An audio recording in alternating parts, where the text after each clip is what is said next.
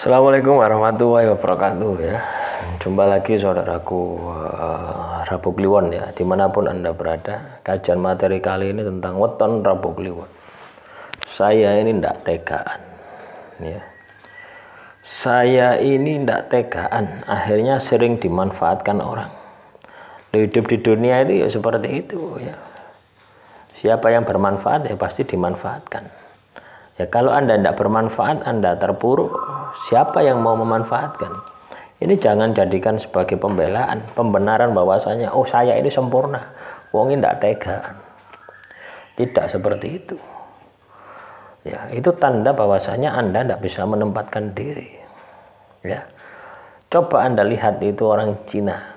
Ya, ini rata-rata orang Cina yang ada di Indonesia itu. Ya. Itu mampu membedakan mana bisnis, mana keluarga. Akhirnya apa? Kaya-kaya gitu loh ya. Bisnis, keluarga, orang lain, pinjem ya. Loh ya teman-teman ya.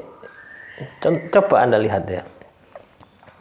Ketika katakanlah orang Cina itu jualan. Ya. Itu pasti kan sangat-sangat perhitungan itu ya, sangat perhitungannya matang. Juga ketika mereka ini katakanlah melakukan penghematan, itu juga matang. Tapi dia pun tidak segan-segan ya untuk mengeluarkan ya. Saya punya bos ini cerita ya. Punya bos itu ngiritnya minta ampun teman-teman ya, ngiritnya minta ampun. Bos pokoknya sampai kertas ya. Kertas yang sudah dipakai ngeprint itu di belakangnya itu dibuat print lagi ya. Sampai seperti itu ya, kecuali memang surat-surat penting ya. Kalau surat enggak begitu penting ya, di belakangnya itu dipakai lagi, baru kalau sudah dipakai lagi dihancurkan ya, dibuat bubur kalau itu dokumen-dokumen penting. Ada juga ya di kilo dijual itu loh ya. Loh itu saya punya bos Cina itu ada beberapa ya, semuanya ya seperti itu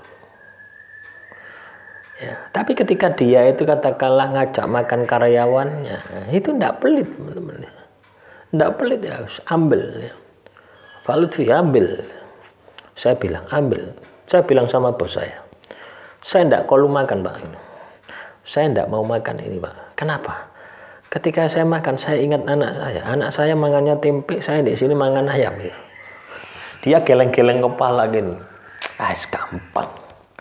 Ya, nanti tak bungkuskan untuk anaknya Pak Lutfi. Jadi. Itu loh teman-teman. Baru di situ saya makan. Ya.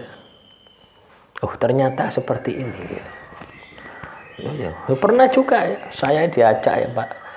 Bos saya itu mangan di mana itu ya, Panjang Jiwa ke timur itu ada mall apa itu. Nah di situ Jepang, makanan Jepang.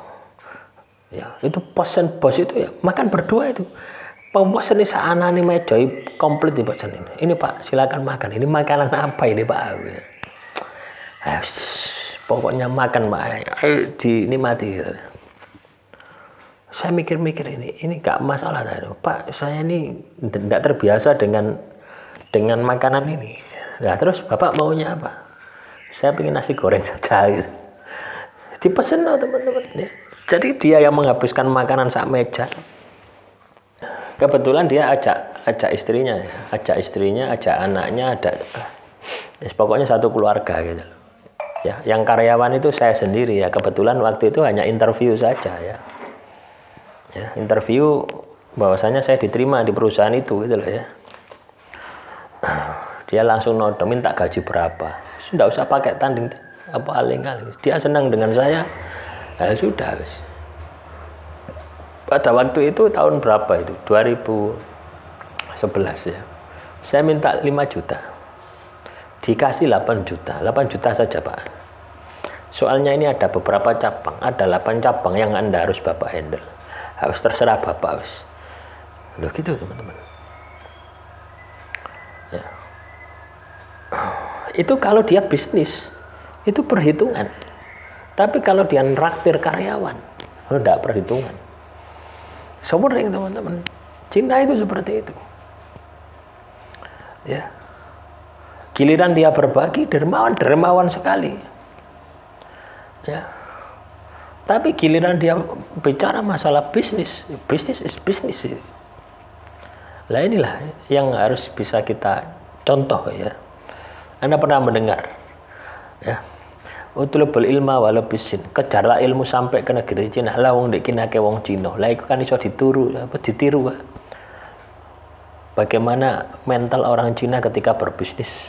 Bagaimana strategi orang Cina berbisnis sehingga mereka ini sukses terus ya. Lah itu teman-teman. Ya. Ono ae bos itu mau ngasih ya, bos yang di perusahaan saya sebelumnya itu kalau mau ngasih apa-apa itu gayane ya malu loh, mau ngasih saya itu malu. Pak ini saya mau kemarin itu beli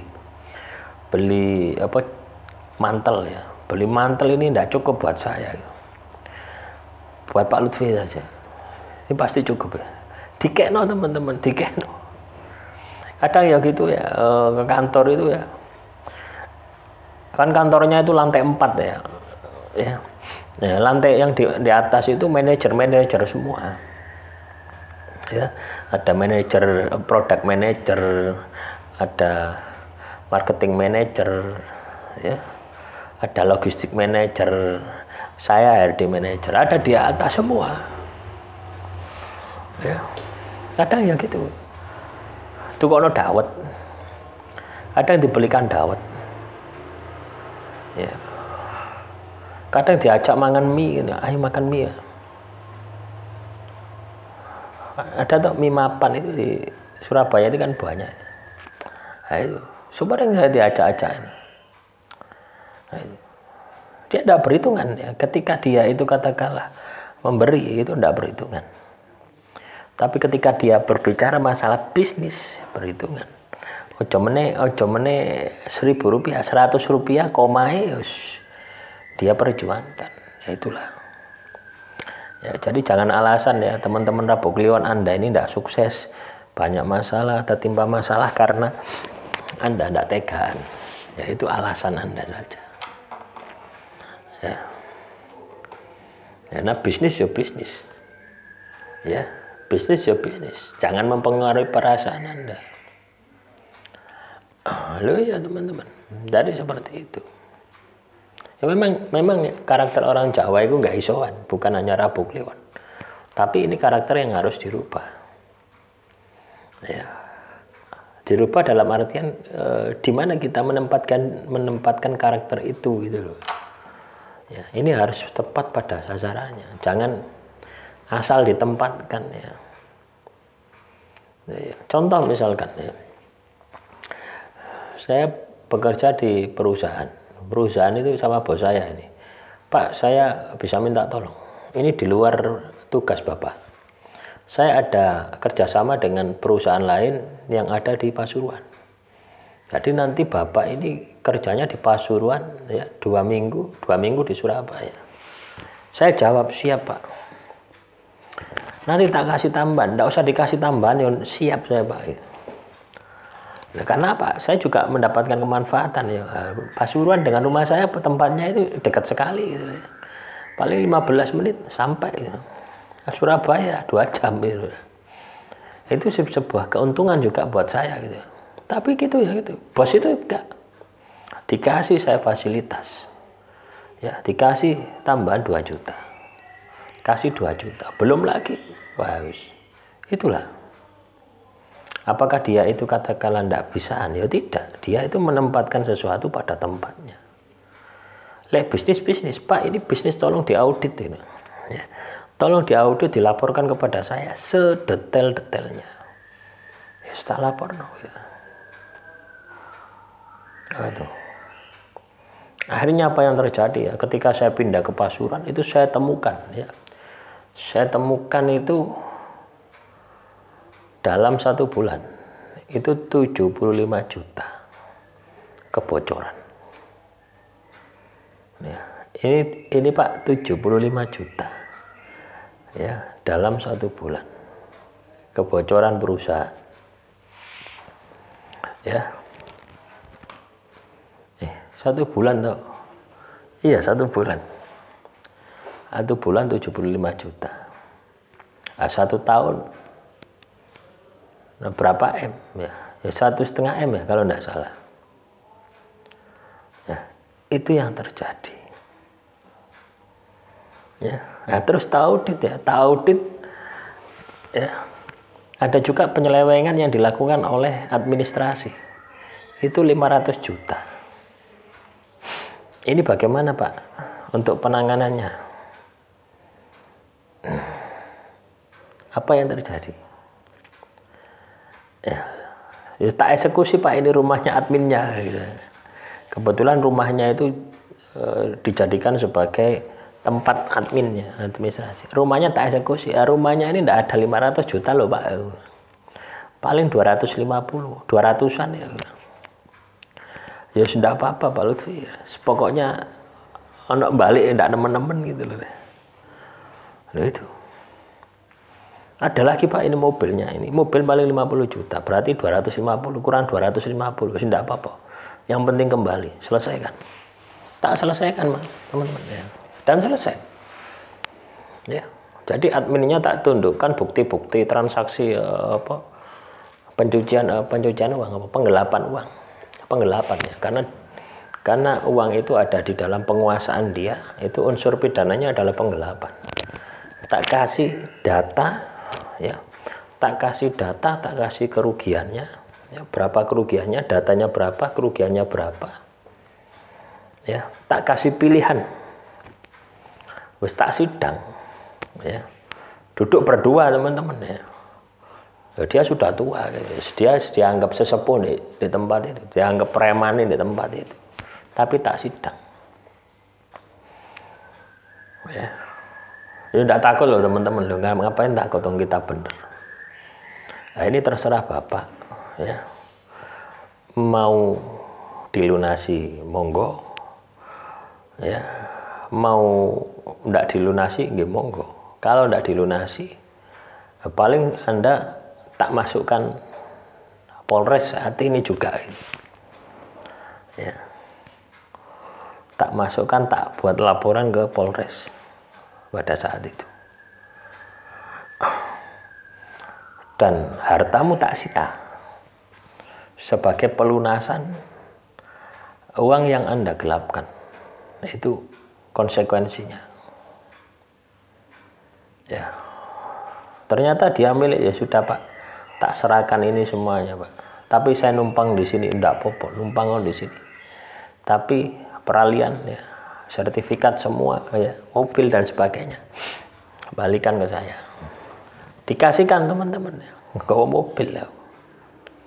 Ya, sepeda aku tak taruh di sana. Ya. Mobilnya tak tarik, ya. Enggak tak taruh di situ, tak taruh di rumah saya. Tak telepon, bos ini mobilnya ini ya Kijang Grand Extra ya.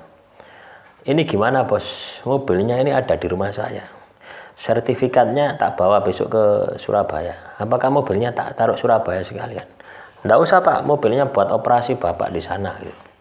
Di Pasuruan. Loh saya ini sudah dikasih operasional ya, di Surabaya itu ada mobil Xenia ya, saya dikasih operasional Xenia terbaru. Loh, saya 2 Pak, ya enggak apa-apa ya. Di Surabaya ada operasional, di Pasuruan ada operasional, ya wes. Nah, itu yang terjadi seperti itu. Itulah orang Cina itu, kita belajar dari sana. Ya. Jadi jangan pernah mengunggulkan diri kita, oh kita ini terpuruk, tertipu karena kita tidak tega. Yaitu salahmu. Ya. Salahmu, Anda tidak bisa tega. Ya mulai sekarang Anda kudu belajar tega pada tempatnya.